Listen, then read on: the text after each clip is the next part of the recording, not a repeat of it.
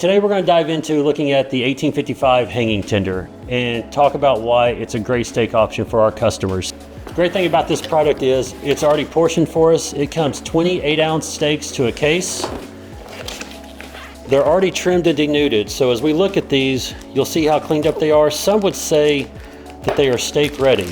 These photos show the hanging tender before trimming has two muscles and an inedible membrane that runs down the middle. When they remove the membrane, they separate the two muscles, so that is why it says split in the description. We've opened 3 separate packages. They all weigh 8 ounces apiece, but they are each uniquely shaped. When looking at a cost per steak, this steak is actually still considered a value steak when compared to your traditional steak cut, ribeye, or tenderloin.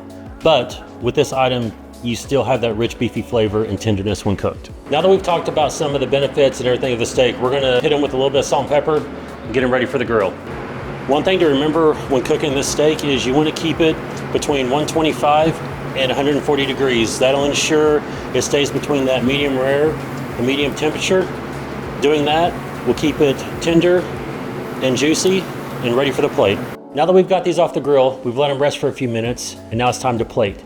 With each steak having its own unique shape, you want to make sure to slice it before plating. Slice against the grain to ensure the best bite. With all that being said, this product is great for grilling, pan searing, broiling, or even throwing in a marinade overnight. Now it's your turn to make it your own.